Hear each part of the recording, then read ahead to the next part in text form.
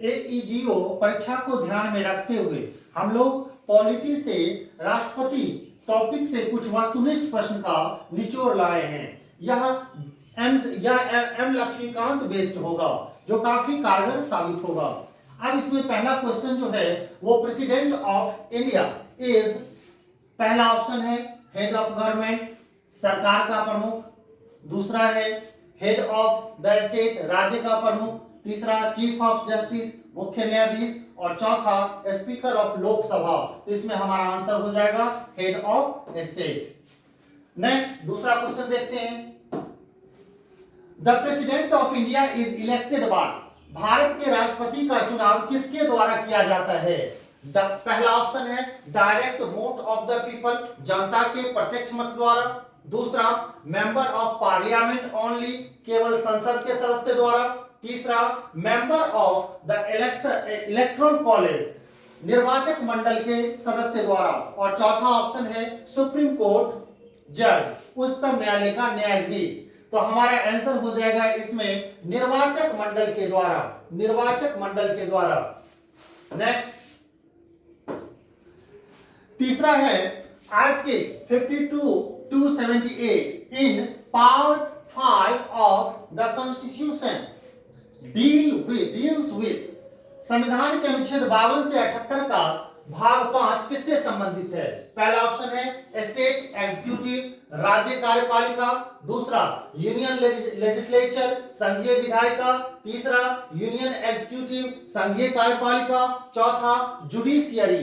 तो हमारा आंसर हो जाएगा यूनियन एग्जीक्यूटिव। नेक्स्ट क्वेश्चन, चौथा क्वेश्चन है the president of India is the symbol of, Bharat के राष्ट्रपति को किसका प्रतीक माना जाता है? पहला ऑप्शन पावर एंड ऑथोरिटी, सत्ता और अधिकार। दूसरा जस्टिस, न्याय। तीसरा unity, integrity and solidarity of the nation, मतलब एकता, अखंडता एवं सुदृढ़ता। और चौथा ऑप्शन है डेमोक्रेसी, लोकतंत्र। इसमें हमारा आंसर आ जाएगा सी। नेक्स्ट क्वेश्चन, पांचवा, the 104th constitutional amendment act 2019 is related to, 104वां संविधान संशोधन अधिनियम 2019 किससे संबंधित है? पहला ऑप्शन रिजर्वेशन ऑफ सीट्स, सीटों का आरक्षण। दूसरा इलेक्शन ऑफ द प्रेसिडेंट, राष्ट्रपति का चुनाव।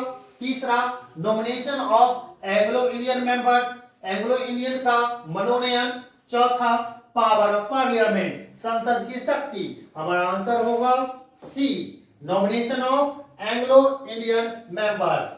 Next question, question number 6, from which date did the nomination of Anglo-Indian members cease to have effect?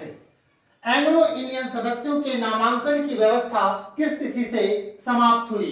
पहला ऑप्शन 26 जनवरी 1950। दूसरा ऑप्शन 2 जून 1995। तीसरा 25 जनवरी 1950 और चौथा 25 जनवरी 2020। तो हमारा आंसर हो जाएगा डी, 25 जनवरी 2020। अगला question, which members of parliament participate in the presidential election? राष्ट्रपति के चुनाव में संसद के कौन-कौन सदस्य भाग लेते हैं? पहला ऑप्शन नॉमिनेटेड मेंबर्स ओनली, केवल मनोनीत सदस्य। दूसरा ऑप्शन इलेक्टेड मेंबर्स ओनली। तीसरा option both elected and nominated members, निर्वाचित एवं मनोनीत सदस्य दोनों। चौथा ओनली लोकसभा मेंबर्स। तो हमारा आंसर हो जाएगा B, elected members only. Next question,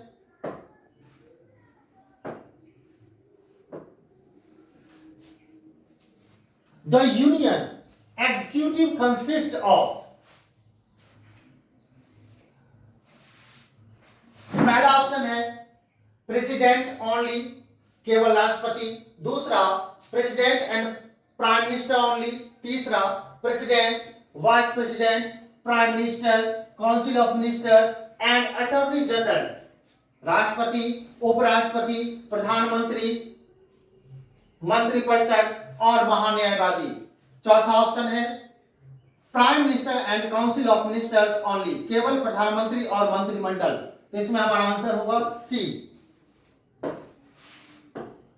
next question, value of vote of MLA is divided by, विधायक के मत का मूल्य किससे भाग दिया जाता है? 1000 से, दूसरा ऑप्शन 100 से, तीसरा ऑप्शन 10 से, चौथा ऑप्शन 50 से। तो हमारा आंसर होगा 1000।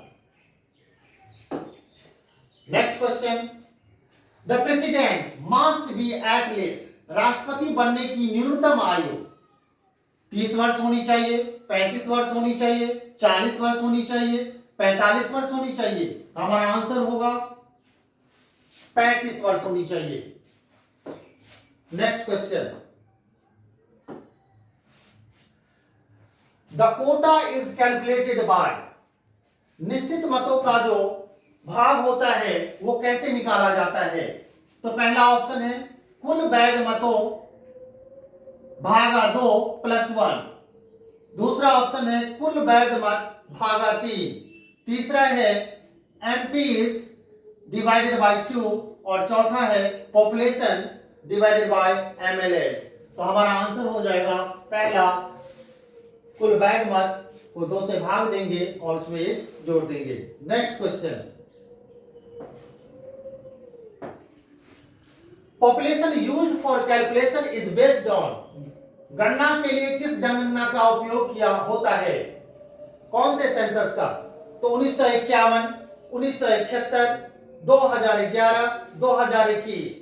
हमारा आंसर होगा 1971। Next, population used for calculation is based on, मतों की गणना के लिए किस जनगणना का उपयोग किया जाता है? तो पहला ऑप्शन है 1951, इसको फिर से थोड़ा लीजिएगा, ये टिक लगा दिया है थोड़ा। Vote in presidential election is, राष्ट्रपति चुनाव में मतदान कैसे होता है?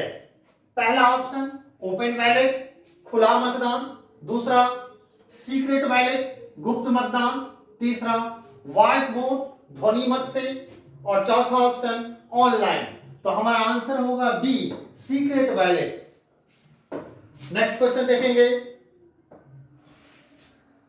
The value of MPs vote is calculated by, सांसद के वोट का मूल्य कैसे निकाला जाता है? पहला option dividing total MLA votes by total elected MPs, यानी कि कुल विधायकों के वोट को कुल निर्वाचित सांसदों की संख्या से भाग देकर, दूसरा ऑप्शन बाय एज, आयु से, तीसरा ऑप्शन बाय मेजोरिटी, बहुमत से, चौथा ऑप्शन बाय लिटरेसी रेट, साक्षरता दर से। तो हमारा आंसर हो जाएगा ए। अगला क्वेश्चन देखेंगे, the value of N MLAs vote depends on, एक विधायक के वोट का मूल्य किस पर निर्भर करता है? पहला ऑप्शन एज, आयु, दूसरा सैलरी, वेतन पर, तीसरा स्टेट पॉपुलेशन, राज्य की जनसंख्या, चौथा पार्टी। इसमें हमारा आंसर हो जाएगा स्टेट पॉपुलेशन। ऐसे वीडियो के लिए आप सब्सक्राइब कर लेंगे, लाइक करेंगे, ताकि हमें भी मोटिवेशन मिले और ऐसा निचोड़ आपको और कहीं देखने को नहीं मिलेगा। यह चैप्टर वाइज रहेगा। एम लक्ष्मीकांत का निचोड़ ऑब्जेक्टिव हम लोग बना करके काफी अच्छे से बनाएंगे, उसको आप लोग देखेंगे।